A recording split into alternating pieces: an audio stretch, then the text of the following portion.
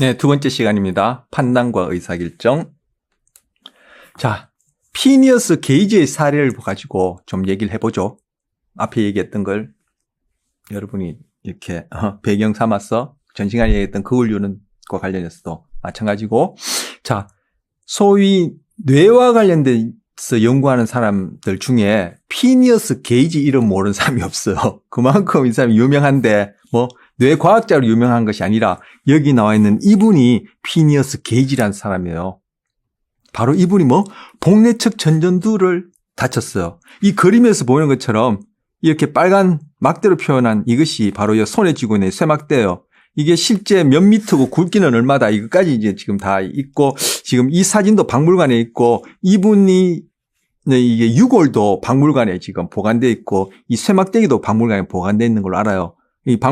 그런데 여기 보시면 앉아서 지금 사진을 찍었는데 보기만 하더라도 이게 쇠막대가 제법 굵고 길죠. 근데 이것이 지금 여기 보이는 것처럼 이렇게 돼서 왼쪽이죠. 왼쪽 이거 뭡니까? 광대뼈입니까? 밑으로 해서 왼쪽 안구를 뚫고 바로 복내측 전전두를 뚫고 이것이 관통해버린 거예요. 근데 돌아가시진 않았어. 그러니까 여기 앉아서 사진을 찍은 것 아니겠습니까? 그래서 뇌가 이렇게 있으면은 척수 빼고 전내 부위가 다쳐서는 쉽게 그렇게 생명에 직접적으로 치명적이진 않아요. 중뇌도 그렇고, 물론 그 기능에 따라 누구의 보호가 특별히 필요하고 그렇겠죠. 이분 같은 경우에도 정상적으로 여러분처럼 거의 정상적인 생활을 이 사고 이후에 못했는데, 이 후뇌 부위 있죠. 여기가 다치면 즉사해요. 뇌 달리에서 그때 뇌간 얘기했잖아요. 뇌간 뇌줄기.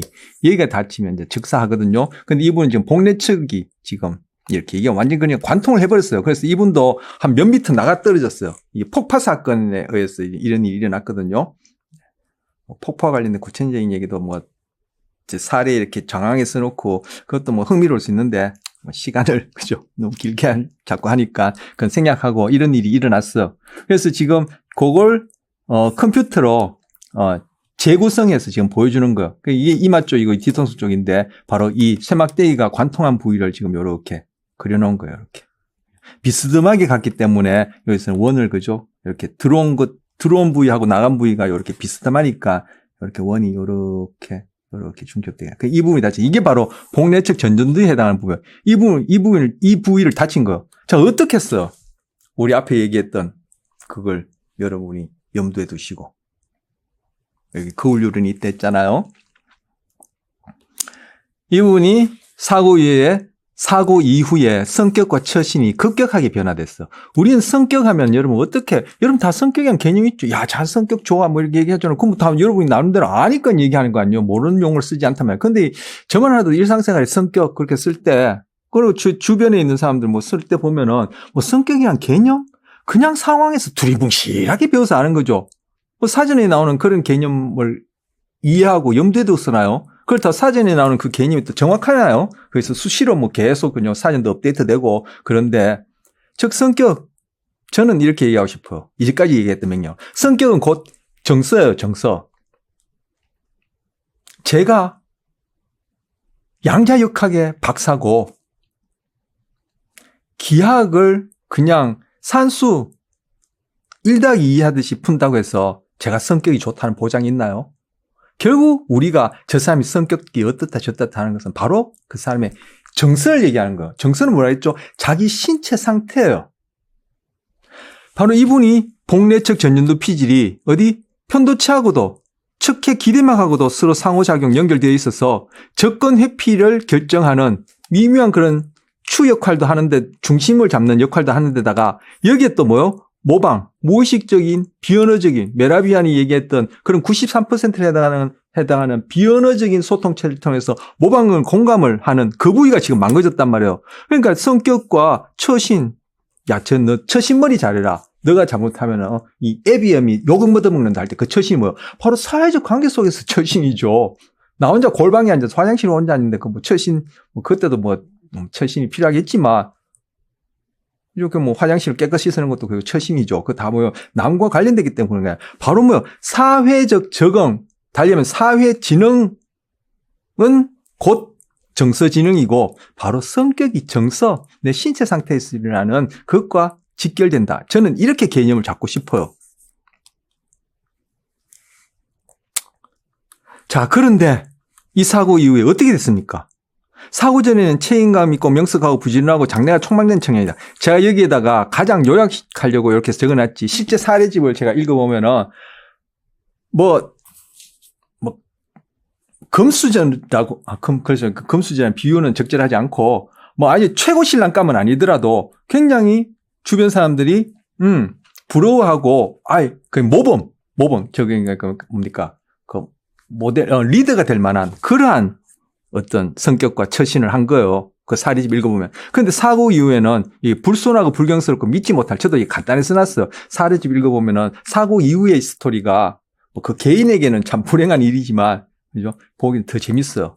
거기 보면은 소위 우리가 이제 그 반사회적 성격장애라 얘기할까요? 그런 데 해당하는 행동들을 해요. 성추행도 하고, 그죠? 그리고 욕설도 하고, 여자를 보면 희롱도 하고, 그리고 어떤 일도 꾸준히 하지 못하고, 꾸준히 한다는 게 바로 우리 보상만족과 관련해서 접근이죠. 그리고 계획만 번들이 세워놓고 하나도 실행을 못하고, 그래서 이 사람은 직업을 제대로 갖지 못하겠죠. 그래서 이 사람은 서커스단 따라다니면서 그냥 이런 모습을 보여주는 것만 하더라도 그 당시에는 이제 흥미 끌이니까 서커스단을 따라다니면서 그렇게 생활했어. 물론 뇌가 자치니까 여러 면에서 여러분처럼 건강한 생활 못 했으니까 수명도 좀 짧았고 해서 결국은 그렇게 이제 생을 망했는데 그렇게 되었었어요. 바로 이거 복내측 전전두 피질 관련해서 판단, 의사결정과 관련된 그런 맥락 속에서 피너스 게이지 사를 가지고 복내측 전전두 피질이 어떤 역할을 하는지 보는 거예요. 바로 이렇게 사회적 동물로서 그 미묘한 상황마다 제대로 판단, 의사결정을 잘 못한다는 얘기죠. 자, 그러면 피너스 게이지는 놔두고 여기 소화기호증 환자의 사례가 있는데 이 사람이 소화기호증으로 잡혔어. 그래서 신문도 하고 절차는 제가 모르겠어요. 형법 법률에 대해서 깡통이라서. 근데 어쨌든 이렇게 쭉 이 사람에서 이제 판결을 하는 중에 이 사람 여러 가지 정생을 보면서 이제 전문가들도 거기 이제 같이 합류를 했겠죠. 이 사람 뇌를 한번 찍어보자 해서 뇌를 찍어보니까 복내측 전전두엽에 뇌 종양이 있는 거예요.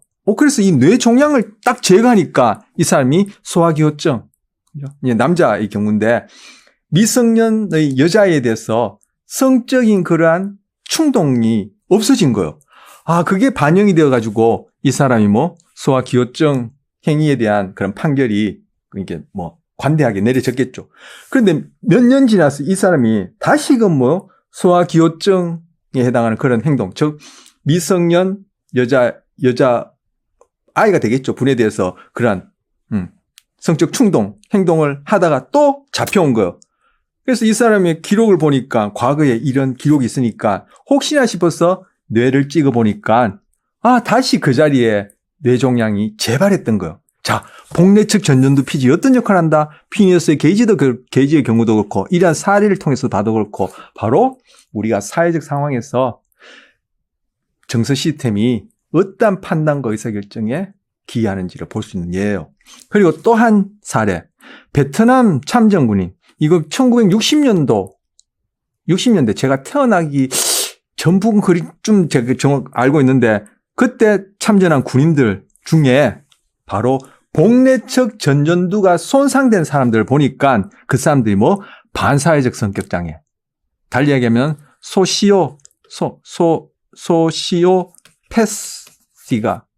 패스를 보이더라는 거예요. 자, 복내측 전전두가 어떤 역할을 하는지. 자, 소시오는 소셜이라는 뜻이고 패스는 느끼다 이런 뜻도 있지만 같은 단어인데 이 경우에는 질병이라는 의미가 있다라고 말씀드린 적이 있어요. 사이코패스 얘기할 때. 바로 사회적으로 뭔가 여러분처럼 적응적인 그런 판단과 의사결정에서 정상적인 즉 처신을 하지 못하는 성격이다라는 걸 얘기해 주는 거죠. 자, 이 사례 피너스 게이지 소화기호증 환자 베트남 참전군인 그리고 지난 시간에 봤던 사이코패스 말할 필요 없죠.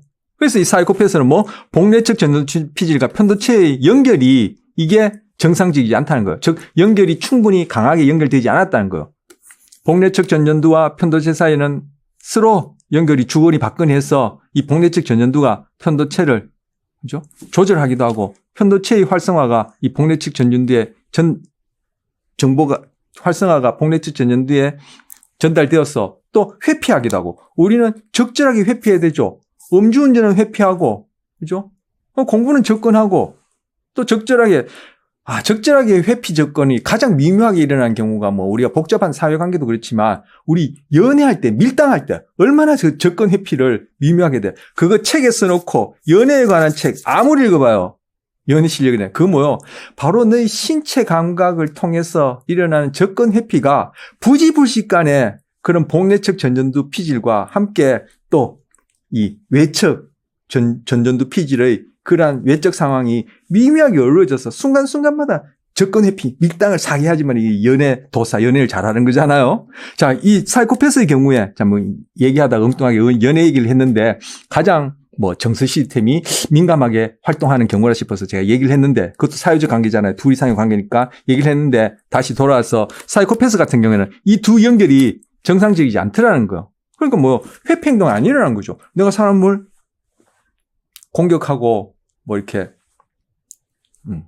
살인을 했다 하면 그 사람의 모습이 내가 부지불식간에 비언어적인 소통 채널을 통해서 내가 꼭 그런 것을 경험하는 것처럼 몸도 그리고 뇌도 동일하게 반응할 때, 즉 모방할 때 나는 나에게서 일어나는 그 신체 상태를 내가 지각함으로써 그 사람의 상태를 나는 공감한다라고 표현하는 그런 상태가 되어지는데 지금 이 편도체가 복례측 전전두하고 연결이 없으니까 그런 행동에 대해서 회피 반응이 안 일어난단 말이에요. 내 몸에서는 불안 반응이 안 일어난단 말이에요. 그래서 아까 얘기했듯이 사이코패스는 유전적 요인이 있다.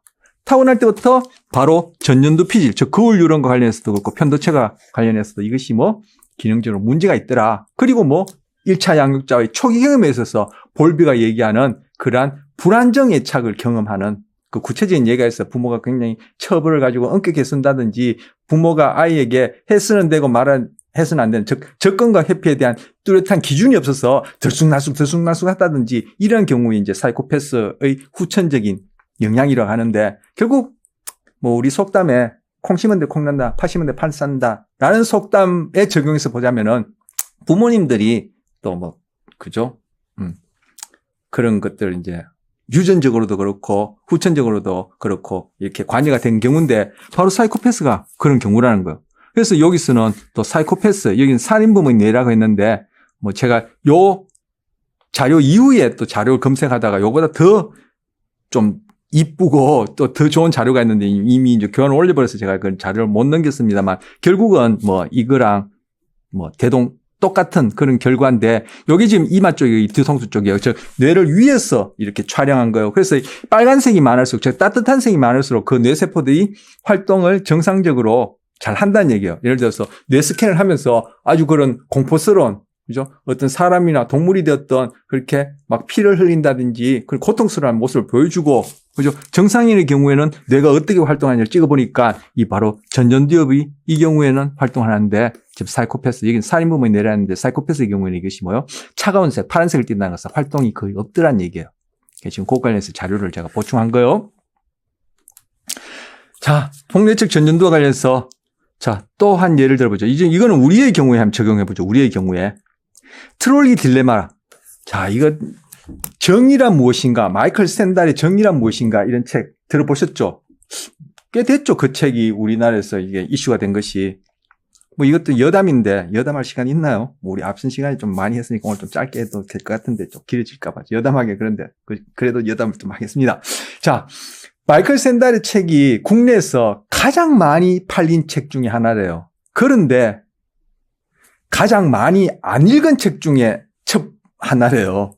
그 책이 만만치 않다는 거죠. 그래서 저도 그 맨 처음에 그 오래전에 그 책이 이제 이게 국내에 소개됐을 때 한번 읽어보려고 트라이 하다가 몇 장 넘기다가 포기했는데 바로 지난해에 그걸 조금씩 해서 다 읽었거든요. 그게 철학책이기도 하고 뭐 그 안에는 뭐 그분이 이제 뇌과학과 관련된 것 다 이렇게 자료를 넣어서 이렇게 설명을 하는데 꼭 성경책처럼 가장 많이 팔렸는데 가장 많이 안 읽은 책 중에 하나가 마이클 샌달의 정의란 무엇인가? What is justice? 뭐 이렇게 번역할 수 있을까요? 정의, justice에 대해서 얘기를 하는데 거기에 첫 시간에, 첫 강의에 이 사람이 질문을 던져. 도대체 정의란 무엇인가 질문을 던지면서 바로 이 트롤리 딜레마라는 것을 학생들한테 질문을 던지면 학생들이 막 토론을 해요. 서로의 의견에 대해서 이렇게 생각한다, 저렇게 생각한다, 나는 그렇게 생각하지 않아. 이렇게 토론하는 수업을 하는데 첫 강의에서 나오거든요. 그래서 이 트롤리 딜레마라는 이게 이제 이 상황은 철학에서도 그렇고 바로 이 뇌과학에 있어서도 트롤리 딜레마 하면은 소위 뇌과학 좀 공부하는 사람은 다 알만한 그런 유명한 사례예요. 아까 피너스 게이지는 그런 하나의 뭐 사례로서 굉장히 유명하고 트롤리 딜레마 이렇게 얘기를 하면은 너 트롤리 딜레마 관련해서 이 뇌의 기능을 알고 있구나 이렇게 통할 만한 유명한 사례예요. 자 뭐냐면은 이 여기에 있는 전철이 고장이 났어요. 뭐 영화 같은 데서 이런 거 볼 수 있죠. 전철이 고장 나서 여기 운전기사는 없어요. 그래서 이게 막 달려오는 거예요. 리암 니슨의 그런 액션 영화 보면 이런 경우가 있었죠. 뭐 비행기나 그죠. 전철 같은 게. 그래서 막 달려오는 거예요. 근데 이 슬로가 이렇게 두 개 나뉘는데 여기에는 한 사람이 있고 여기는 5사람이 있어. 근데 이 사람들은 이 상황을 몰라요. 근데 나 아니면 여러분 자신을 생각해서 나만 이 상황을 알 수 있어요. 그런데 여기에 스위치가 있어. 그래서 내가 스위치를 이쪽으로 옮기냐 이쪽으로 옮기냐에 따라 이 차가 이리로 갈 수도 있고 이리로 갈 수도 있어. 자, 어떻게 하시겠어? 이게 딜레마예요. 딜레마가 저는 자꾸 이게 구지구리한 잡지식 이게 자꾸 여러분한테 소개해드리고 싶은데 이 레마가 뿔이란 뜻이에요. 이 다이가 둘이란 뜻이고 즉 뿔 2개 이게 딜레마인데 뿔 2개를 잡고 있으면 이게 어떻게 해야 될지 판단이 안 쓰는 경우인가요? 글쎄요. 그래서 딜레마가 그런 뜻인데 어떻게 되겠어요? 이리 하자니 이 사람 죽고 이리 하자니 이 사람 죽고 어떻게 되겠어요? 하지만 여러분이 다른 상황은 없어요. 이 2가지 선택밖에 없어요. 하지만 여러분이 결국은 판단하는 것은 이쪽으로 이 한 사람을 희생시키는 쪽으로 판단하겠죠. 그때 여러분이 뇌를 찍어보면은 편도체랑 복내측 전전두 피질이 엄청 바빠요. 왜? 예를 들어서 여러분이 제가 이 펜을 들어 올리는데 이 근육이 얼마만큼 힘들겠어요? 이건 숟가락질 하는 것보다 더 쉽죠. 그런데 여러분이 10kg짜리 10kg짜리 굉장히 무겁죠. 운동하는 분들이야 아무것도 아닐 수 있지만 예를 들어서 한 10kg짜리를 들어 올린다 해봐. 엄청 힘이 들죠. 그것도 한 번도 아니고 5번씩 들어 올린다 생각해봐요. 땀이 뻘뻘 나고 벌벌 떨릴 거란 말이에요. 이거 마찬가지로 뇌에 자동화되어서 그리고 쉬운 것들은 뇌세포의 활동이 별로 없어요. 그런데 이것이 복잡한 처리를 해야 되는 경우에는 즉 쉽지 않은 상황에서 어떠한 판단과 의사결정 문제를 해결해야 될 경우에는 그 기능과 관련된 내부위가 뇌세포의 활동이 엄청 바빠요. 우리가 배웠던 전기신호 그리고 신경전달 물질을 막 활발하게 발생시킨단 말이에요. 저나 여러분 같은 경우에 저도 정상이겠죠? 여러분이나 저 같은 경우에 이러한 트롤리 딜레마 상황에서 어떻게 선택할지 결국은 저도 이 한 사람을 희생시키는 쪽으로 선택할 거예요. 여러분도 그러리라 생각해요. 그때 뇌를 찍어보면은 복내측 전전두 피질이랑 편도체가 엄청 바빠요. 아까 영상에처럼 벌겋게 나타나요. 왜 그렇죠? 회피를 하고 싶은데 한 사람 죽이는 것도 우리한테는 못마땅하다는 거. 왜? 이 상황이 사이코패스처럼 그렇게 공리주의적으로 냉정하게 1보다는 5가 많지 이렇게 판단하는 것이 아니라 이것이 부지부식간에 내가 공감이 되어서 내가 꼭 그런 상황을 겪는 것처럼 내 신체 상태가 그렇기 때문에 나는 회피하고 싶고 바로 이러한 상황을 내가 겪는 것처럼 복내측 전전두 피질의 그러한 근육들이 활성화된단 말이에요. 하지만 우리가 이성적으로 아까 얘기했듯이 이제 외척 이 경우는 배외측 전전두 피질이 거기에 또 관여해서 선택은 2가지밖에 없어. 그렇다면은 5명보다 1명을 희생해야지 해서 판단하게 되는 거. 즉 뇌와 실제 여러분의 행동이 많이 주저하고 이때는 시간이 없으니까 빨리 판단하겠죠. 그 짧은 시간이지만 주저하고 뇌가 복잡하게 활동을 해요. 그런데 복내측 전전두가 제대로 기능하지 않는 사람, 즉 구조적 기능적으로 문제가 있는 사람, 선천이든 후천이든 그 결과로 가소성에 의해서 구조와 기능에 문제 있는 사람은 여러분처럼 그렇게 주저하는 시간이 없어요. 그리고 뇌를 찍어보면은 복내측 전전두랑 편도체가 아까 사이코패스 아까 앞에 영상 봤잖아요. 네, 그것처럼 파랗게 나타나요. 뭐 당연히 1보다는 5지 이런 식으로 뭐 공리주의적으로 꼭 수학 계산하듯이 그렇게 판단을 한다는 거. 바로 복내측 전전두 피질의 그러한 그울유런을 매개로 한 이러한 정서 시스템. 그리고 편도체와 관련된 상호작용 속의 회피, 보상경로와 관련된 상호작용, 척객과의 상호작용 속의 접근, 이런 것들이 서로 상호작용하면서 이러한 미묘한 상황에서 우리는 여러분처럼 그런 통상적인, 소위 정상적인 그런 판단을 하는데, 복내측 전전두가 손상된 사람, 즉 제기능을 하지 못한 사람은 금방 말씀드렸듯이 뇌도 그렇고 판단도 그렇고 그냥 그렇게 쉽게 냉담하게 그렇게 판단을 내린다는 거예요. 이게 트롤리 딜레마예요. 요 밑에는 육교 딜레마라 그래요. 이제 변연된 형태죠. 이 경우도 마찬가지로 이게 고장난 차 달려오는데 이 상황을 여기 있는 사람도 모르고 육교 위에서 아래를 내다보고 있는 이 덩치 큰 이분도 몰라요. 나만 알고 있어요. 이걸 멈추는 방법은 이 사람을 밀쳐가지고 뚝 떨어뜨려서 이 사람이 떨어지면 이 덩치가 워낙 크니까 이 전철에 치여가지고 이 전철이 기차가 멈춰서 이 사람을 살리는, 이 5사람을 살리는 이러한 선택지밖에 없어. 이 경우에 이 사람을 밀어뜨리겠느냐 이렇게 질문을 해요.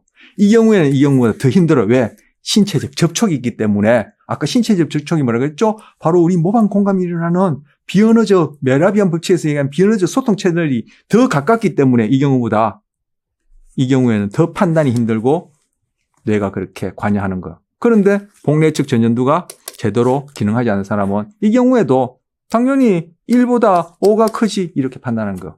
자, 이 경우에는 이제 이 트롤리 딜레마는 이 경우고 이 변연된 형태인데 점점 판단이 어려워지는 형태를 보여주고 있는데 이 경우에는 구명보트 딜레마 모르겠어요. 이름을 어떻게 붙여야 될지 모르겠지만 그냥 노란 옷 입은 사람이 저나 여러분이에요. 여기 이 구명보트는 하나, 둘, 셋, 넷, 다섯, 여섯, 5명이 정원이에요. 그래서 한 명 더 있기 때문에 이 구명보트는 가라앉아서 6명이, 나를 포함한 6명이 다 죽어요. 그런데 이 중에 한 사람은 물에 빠져서 돌아가셔야 돼요. 희생을 해야 돼요. 그런데 제가 여기 이제 노란 옷 입은 것이 이제 저에 해당한다면 제가 5사람 살려야 해서 내가 빠지겠다. 이런 선택은 없어요. 이런 선택은 없어요. 저나 여러분이 누군가 한 사람은 빠뜨려야 돼요. 그래서 여기에 5명만 남겨야지만이 5명이 살아요. 나를 포함한. 어떡하겠어요? 이거는 이 경우보다 더 어려워져요. 결국 물리적으로, 신체적으로 가깝고 실제 비언어적인 소통 채널이 그렇게 직접적일 때는 우리의 그러한 판단, 의사결정이 더욱더 어려워진다. 왜? 이것이 소위 정서와 이성, 그죠? 쉽게 수학 계산하듯이 하는 것과 우리의 어떤 신체 상태에서 일어나는 나의 그런 내적 직관 사이에 그런 갈등이 있는 거죠. 그걸 보여주는 예예요. 자, 복내측 전전두 피질, 그울유런 관련해서 어떻게 기능하는지와 관련된 예들을 소개하고 있습니다. 자, 아이오와 도박과제. 이건 뭐냐면은, 또는 시간도 짧게 하고 싶었는데. 자, 카드 뭉치를 이렇게. 자, 카드가. 이렇게. 자, 한 덩어리 더 할까요? 이제 동그라미 하죠. 제가 마음이 바빠서. 자, 카드예요, 카드. 카드를 이렇게 쌓아서 이제 덮어놓은 거예요. 엎어놓은 거예요, 이렇게. 엎어놓고는 제가 이 카드를 고르는 거예요. 이것도 골라보고, 이것도 골라보고, 이것도 골라보고, 이것도 골라요. 고르면은 카드 뒷면에 골라서 딱 넘기면은 그게 숫자가 섞여 있어요. 플러스 500 하면 제가 500원을 받아요. 근데 이 카드 넘기니까 마이너스 100 하면 제가 100원을 내줘야 돼요. 즉, 그 카드를 넘기면 그게 플러스나 마이너스에 숫자가 써져 있는데 플러스면 내가 돈을 따고 마이너스면 내가 뺏기는 거예요. 그래서 아이오와 도박과제야. 아이오와 대학에서 만든 그런 도박과제. 아이오와 도박과제인데 처음에는 모르죠. 이 카드가 다 덮여서 이렇게 있으니까. 근데 이렇게 뽑아보면은 계속 뽑아보면은 여러분이 이게 전체적으로 봐서는 첫 번째 이 카드, 두 번째 카드를 뽑는 것이 유리하지 세 번째, 네 번째 카드는 대박을 터뜨리지만 가끔씩 완전 쪽박이 일어나는, 즉 엄청 뺏기는 그런 일이 있다는 것을 몇 번 점검하고 나면은 결국 첫 번째 카드나 두 번째 카드 뭉치에다가 올인하겠죠. 애들 쓰는 말은 몰빵을 하겠죠. 그런데 그런 일이 일어날 때 우리의 신체 상태와 뇌와 그리고 내가 의식적으로 언어적으로 경험하는 것 사이에 차이가 있다는 거예요. 내가 확실하게 첫 번째 뭉치, 두 번째 뭉치 카드에서 뽑는 것이 내가 장기적으로 봐서 확실히 이익이구나라는 것을 내가 판단 의사결정하기 전에, 즉 의식적으로 내가 딱 자각하기 전에 벌써 내 행동이 이 카드나 이 카드를 뽑기 전에 주저한다는 거예요. 그건 이제 과학적으로 아주 미묘하게 이제 측정하면 짧은 시기만 주저한다는 거예요. 그런데 그 전에 벌써 뇌에서는 회피 행동과 관련된 그러한 뇌 반응이 나타나는 거예요. 스트레스 반응이 나타나는 거예요. 우리 불안, 스트레스 관련돼서 교감신경이 활성화 맞죠? 편도체 활성화 맞죠? 벌써 내가 자각하기 전에 의식적으로 판단과 결정이 일어났다 하기 전에 바로 내 몸과 뇌에서는 바로 편도체와 관련된 교감신경 활성화되면서 이미 그 전에 이 카드를 뽑을 때는 그러한 반응이 나타나고 이 카드에 대해서는 우리가 아까 봤던 접근 행동 관련된 그러한 뇌 활동이 나타나더라는 거. 바로 이게 직관과 추론이에요. 아까 뇌에 있어서 내측, 복내측은 직관, 내 신체 상태, 즉 정서라고 얘기하는 그것을 토대로 한 직관, 추론은 내가 이성적으로, 소위 의식적으로, 논리적으로, 합리적으로 여러 계산하는 그런 것들 얘기하죠. 우리는 의식적인 추론 이전에 직관이 먼저 일어난다는 거예요. 그런데 이 직관에만 맡겨두면은 어떤 일이 난다? 아까 판결에서 밥 먹고 난 다음에는 가석방을 많이 해주고 밥 먹기 전에 내가 배고프다는 것을 내가 자각하지 못하더라도 내 신체 상태가 나에게 그렇게 보석 결정을 안 내려주는 엄격하게 판단을 내리는 그런 것들이 관여하니까 이 두 개가 균형을 맞춰야 되겠죠. 그래서 아까 복내측 전전두와 배외측 전전두가 또 잘 상호작용해야 된다는 얘기를 했던 거예요. 자, 그런데 우리는 이러한 배외측 전전두, 즉 외적 정보를 통해서 계속 끊임없이 배우고 고민하고 생각하지 않으면은 우리는 생물학적으로 타고난 그런 직관에 의해서 판단과 의사결정이 일어나서 그러한 오류를 낳기 쉽다는 거예요. 그래서 끊임없이 배워야 되는 거예요. 지식이 지혜가 되려면은 제가 최근에 라디오 방송에 들었어요. 아는 것이 깨달음이 되려면은 그 사이에 뭐가 있다? 고통이 있다. 즉 no pain, no gain. 영어에 있죠. no pain, no gain. 그때 pain은 통증이 아니라 수고하지 않으면 우리는 얻는 것이 없다. 바로 우리가 외적으로 많이 자꾸 경험하고 배워서 그때 우리 물론 이렇게 신체 상태도 경험하겠지만 그런 것들이 나의 신체 상태하고 잘 어우러질 때, 즉 정서 관련 시스템과 즉 여기서 얘기하자면 복내측과 그리고 배외측 이런 것들이 잘 어우러지고 또 이 복내측이 접근 회피, 즉 편도체, 척결까지 상호작용해서 잘 균형을 그렇게 맞춰갈 때 우리가 좀 더 건강한 판단과 의사결정을 할 수 있다는 것. 그러지 못할 때 우리는 직관에 의해서 그런 오류를 낳는데 바로 그런 직관이 우리에게 공감과 편견을 낳는 거예요. 우리라는 공감이 많다는 얘기 우리 아닌 것에 대해서는 자꾸 차별을 둔다는 얘기죠. 그래서 공감을 할수록 우리는 편견이 많아진다. 지난 시간에 얘기했죠. 그거는 아주 시시한 차이로 이루어진다 했어. 자, 이 방에 들어올 때 마음에 드는 색깔의 리본을 고르세요. 리본 똑같아요. 하나는 예를 들어서 빨간색, 하나는 파란색이라면 그냥 자기 마음에 드는 거 골랐는데 그 리본 색깔이 같다라는 이유만으로도 같은 색깔을 가진 사람끼리는 뭔가 서로 도와주려고 하고 그런 이타 행동을 할 때 서로에게는 보상 경로가 활성화되어지는 이런 식의 편견이 일어나고 다른 색깔을 고른 사람들에 대해서는 어떤 토론을 하면은 이견을 내면서 그렇게 논쟁을 하고 이런 식으로 나타난다는 거예요. 바로 시시한 차이에서도 피부 색깔이나 정치적 견해나 이런 아주 심오한 어려운 것이 아니라 그런 시시한 차이에서도 우리는 공감과 편견이 일어나는데 설사 심오한 그러한 사상적인 그러한 차이가 있다 하더라도 그 토대 밑에는 아까 판결 상황에서처럼 내가 배가 고프냐 배가 부르냐가 그렇게 영향 주듯이 그러한 우리는 중차대한 문제라 하더라도 결국 우리는 인간이기 때문에 진화의 산물로서 아직까지는 이러한 상태 끊임없이 배워야지만이 좀 더 온전할 수 있는 이러한 상태이기 때문에 그러한 심오한 문제에 있어서도 결국 그 개인 상태의 달리 얘기하면 신경 가소성으로 인한 구조적 기전적 상태인 달리 얘기하면 그 사람의 인성이라 얘기하는 그런 상태가 그 토대에 깔려 있다라는 거예요. 자, 옥시토신을 분비되면, 노출되면, 옥시토신 얘기했죠? 그 뿌릴 수 있다고 해서, 옥시토신에 노출되면은, 아까 트롤리 딜레마에서 어떻게 선택을 하느냐. 한쪽 선로에 내가 기르는 반려견이 있고, 이쪽에는 내가 모르는 5사람이 있다. 야, 개 한 마리 살리느냐, 5사람 살리느냐. 참 애매하죠. 이 개와는 나가 몇십 년을 그냥 가족처럼 지냈단 말이에요. 그래서 요즘은 개보가 아가야, 아가야 부르잖아요. 저는 그 개인적으로 그 마음에 안 드는데, 개가 아가면 자기는 개인가? 어쨌든. 그런 경우에 옥시토신 이 사람이 노출되면은, 이 스위치를 조절하는 사람이 옥시토신 노출되면은, 개를 살리는 선택이 더 쉽게 일어나요. 말은 뭐요? 공감을 높여주면서 편견이 확 높여주는 거예요. 이 옥시토신이. 옥시토신이 자궁 수축 호르몬이었죠. 그래서 출산할 때 그 태어난 아기에 대해서 바로 그런 친밀감, 호감, 공감이 확 생기는 거예요.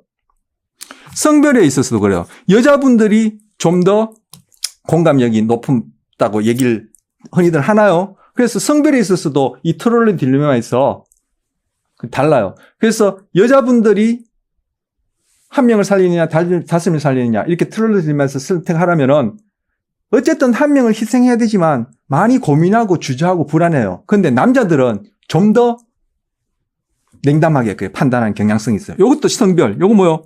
생물학적인 조건이죠. 그런 것들이 바로 우리 신체 상태에 관련해서 직관에 영향을 준다는 거. 그리고 어린아이 같은 경우에, 이 경우는 지금 트롤리 딜레마가 아니라 어린아이 같은 경우에 이미 치러진 선거에서 누가 뽑혔는지, 즉 승리했는지, 아니면 주식 투자에서 전문가 아니면 아마추어 어린아이 대상으로 주식 투자를 해보라면은 어린아이 경우에 1년이든 2년이든 지나서 보면은 전문가보다 아마추어보다도 어린아이들이 직관에 의해서 투자한 것이 장기적으로는 더 이익을 얻더라는 거예요. 그리고 좀 전에 얘기했듯이 뭐 얘기했죠? 주식 투자 말고 얘기하다 또 잊어버렸네. 주식 투자 말고 그래. 선거에서 이미 치러진 선거에서 아이들 모르죠. 그 오래전 일이니까. 아이들 태어나기 전에 일어난 선거에서 누가 승리했는지 패배했는지 사진을 갖다 고르라면은 거의 70%에 가깝게 승리한 사람을 골라낸다는 거예요. 걔들이 추론에 의해서, 외적 정보에 의해서, 주식에서 제공하는 정보에 의해서 그 선거에서 얘기하는 그 사람들의 어떤 그런 공약을 보고 이 사람의 정치적 경력을 보고 아니요. 그 보여지는 상황, 그런 비언어적인 그런 소통 채널을 통해서 거기 주어진 상황을 직관적으로 판단하는데 주식에 있어서 전문가보다 아마추어보다 더 많은 이익을 장기적으로 남기고 그리고 선거에서도 누가 승리했는지 70% 가까이 맞춘다. 이것이 바로 우리가 갖고 있는 그러한 직관이에요.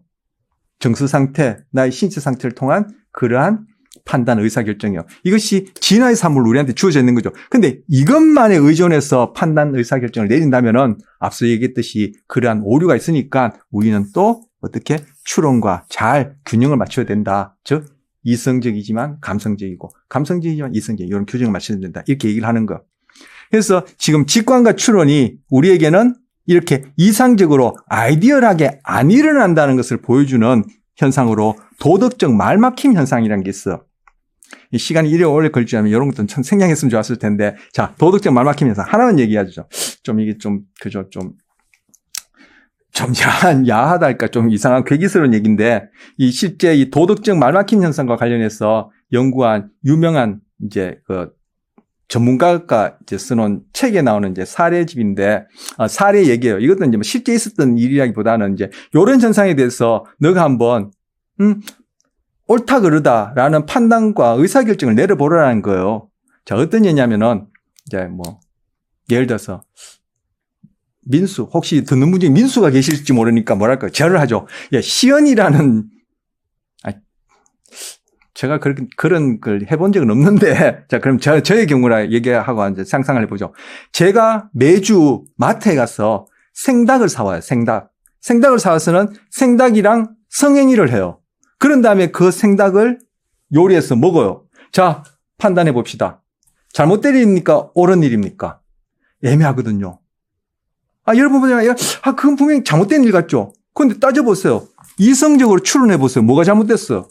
살아있는 닭에게 그랬다면 동물 권익에 저해되니까 문제가 있겠죠. 죽었어요. 그리고 그걸 다른 사람에게 요리해서 주거나 팔았다 문제되지만 내가 먹었어요. 무슨 문제가 있어요? 이성적, 추론적, 논리적으로 아무 문제 없어요. 그런데 우리가 갖고 있는 그러한 신체 상태, 정서와 관련된 직관에 의해서는 뭔가 찝찝하죠. 그래서 이거에 대해서 옳다라고 얘기하기도 그렇고 그러다고 얘기하기도 그렇고 하지만 우리가 따져보면은 따지는 것이 아니라 우리는 그러다고 생각하기 쉽죠. 그래서 우리는 직관에 의해서 일단 그러다라고 판단을 내리고 그 다음에 추론이 따라 붙어서 이유를 얘기를 하는 거.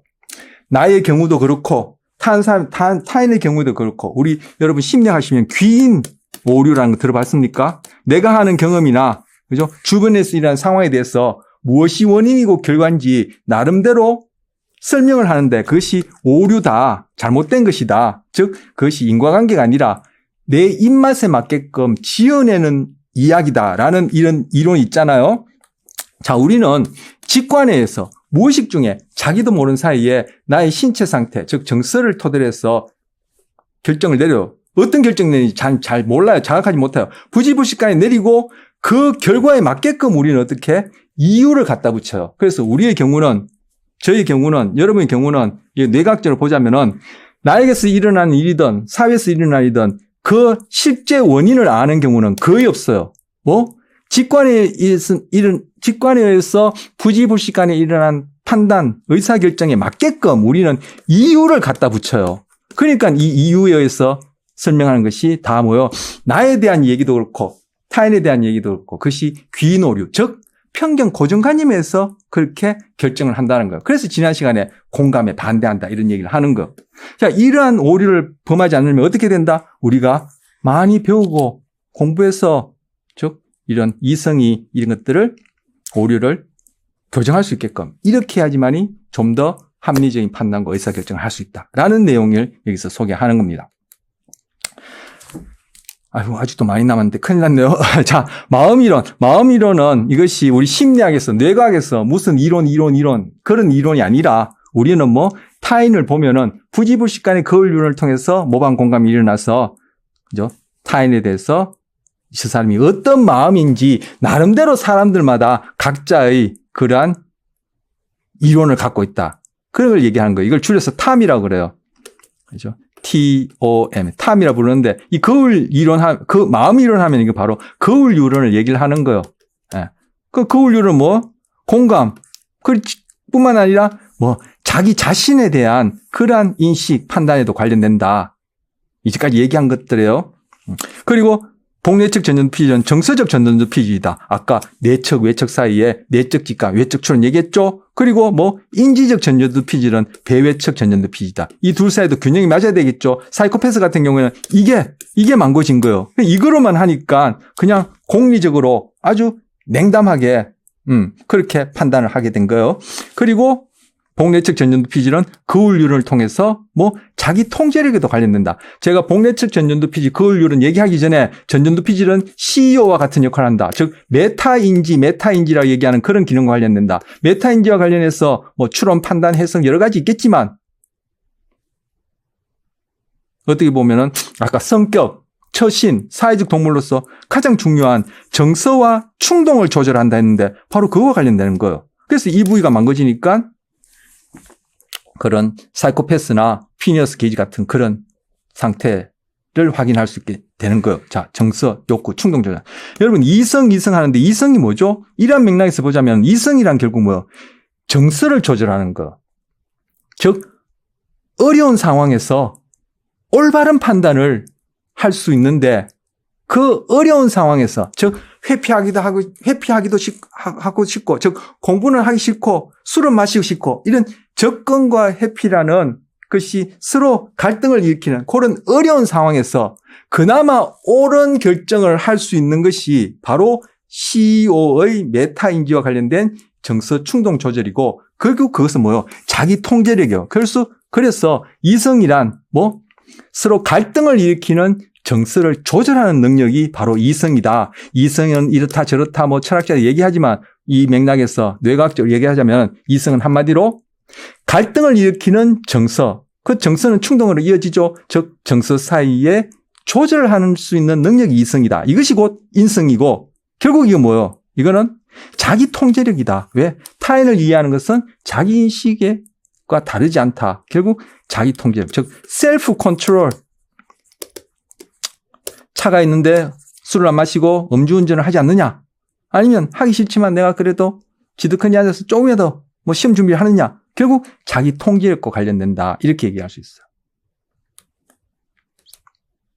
자, 전두엽 증후군이라는 용어가 있어요. 전두엽 증후군, 이때 전두엽은 이제 전전두를 중심에 두고 얘기하는 거예요. 그런데 이 용어 자체를 처음부터 전전두엽 증후군 이렇게 하지 않고 그냥 전두엽 증후군이라 했기 때문에 그냥 용어를 쓰는데 전전두엽과 관련된 얘기요. 이제까지 얘기한 얘기요. 의식은 있지만 자신의 경험을 제대로 이해하지 못한다. 아까 타인인식, 자기인식 얘기하면서 사이코패스 얘기했죠. 자발적이고 목표지향적인 행동을 하지 못하고 이거 하려면 셀프 컨트롤, 자기 통제력이 어느 만큼 되냐에 따라 이렇게 되겠죠. 이러한 결함을 자기가 이해하지 못한다. 예, 이런 측면에서 보자면 저도 전두엽 증후군 같아요. 왜? 내가 갖고 있는 약점, 장점이 아니라 결함을 저는 잘 이해하지 못한 것 같아요. 머리로만 그런가 싶어도 결국은 나의 정서, 내 자존감을 높이기 위해서, 그죠? 그런 내 입맛에 맞게끔 귀인하고 고치려 하지 않고 그런 나쁜 습관을 자꾸 유지하는 그런 경향성이 있는데, 어쨌든, 저를 제외하고, 그죠? 아까 앞에서 봤던 그러한 복내측 전전두 피질을 포함한 전전두 피질에 문제가 있는 경우에는 이러한 형태로 요약할 수 있는 그러한 질환, 병이 있는데 그것을 우리는 전두엽 증후군이라 한다. 이렇게 정리하는 거요. 자, 마지막 페이지는, 이성이란 뭐다? 서로 갈등을 일으키는 정서 사이. 정서는 충동으로 곧장 이어지죠. 자, 갈등을 일으키는 정서 사이에 조절을 하는 능력. 이것이 바로 정서다. 그런데 왜 이것이 쉽지 않으냐? 전전두 피질, 여기서는 전두엽에 썼지만 전전두 피질을 포함한 얘기요. 전전두 피질은 언제까지 발달한다? 달리하면 언제까지 미발달되었다? 미숙되었다? 우리 이거 학기 초에 보상경로 얘기하면서 조현병 얘기하면서 위스콘신 카드 분류 얘기하면서 조현병 환자들도 위스콘신 카드 분류를 못하지만 어린아이들도 잘 못한다. 왜? 전전두엽이 아직 미숙해서 그러한 수시로 바뀌는 상황에 사고 전환을 잘 하지 못한다. 그런데 편도체와 척회 이 부위는 태어날 때 이미 다 완성되어서 나와요. 물론 그 이후에 어떠한 삶을 사냐에 따라 보상 경로가 편도체가 가소성에 의해서 더욱더 구조적 기능적으로 어느 방향으로든 그죠? 변화가 있겠지만 태어날 때 여기서 연령인데 태어날 때 편도체 척획은 거의 다 완성되어서 나오고 전전두엽을 포함한 전두엽은 이 완성이 느리기 때문에 바로 복내측 전전두를 포함한 우리 여기서는 이제 정서 시스템과 관련해서 복내측 전전두를 집중적으로 얘기했지만 전반적으로 전전두 피질, 복내측 전전두를 포함한 전전두 피질이 살아가면서 가소성에 의해서 구조와 기능에 의해서 어느 만큼 변하느냐, 즉 발달되느냐가 바로 이성, 아까 말씀드린 그러한 충동 정서 조절과 관련해서 이성이라고 얘기하는 그러한 발달과 관련된다. 이렇게 얘기할 수 있는 것. 전전두 피질이 늦게까지 발달한다는 얘기는 선천적인 요소도 분명히 있겠지만 사이코패스 같은 경우에는 복내측 전전두 피질에 유전적인 문제가 있다 했죠. 전전두 피질의 어떤 형성 관련해서. 즉 전전두 피질이 늦게까지 발달, 즉 미성숙 되어 있는 것은 유전적 요인도 있겠지만 바로 후천적인 경험, 즉 교육, 양육, 환경 이런 것들이 편도체나 척핵보다 더 많이 관여해서 이 전전두 피질, 전전두엽의 구조적 기능적 상태를 결정한다는 얘기예요. 그래서 이 사이에 지금 갭을, 차이를 이렇게 파란색으로 그려놨는데 이 차이가 가장 큰 경우가 어떤 연령대냐면은 바로 청소년 시기예요. 그래서 청소년 시기에는 중독 경향성도, 중독될 가능성도 높고 그리고 어른들이 보기에는 참 얼토당토 않는 그런 판단과 행동할 경향성도 높고 비행을 경험하는 경우도 높고 그리고 사망률도 높고 그래서 청소년 시기를 질풍노도의 시기다 이렇게 얘기를 하는 거예요. 자, 오늘은 복내측 전전두 피질, 거울유론을 포함하고 있는 그것 관련해서 정서 시스템, 그리고 그것이 우리의 판단과 의사결정, 그리고 더 나아가서 소위 이성이라는 이름으로, 그죠? 큰 틀에서 살펴봤습니다. 네, 이번 시간 이렇게 해서 마치겠습니다.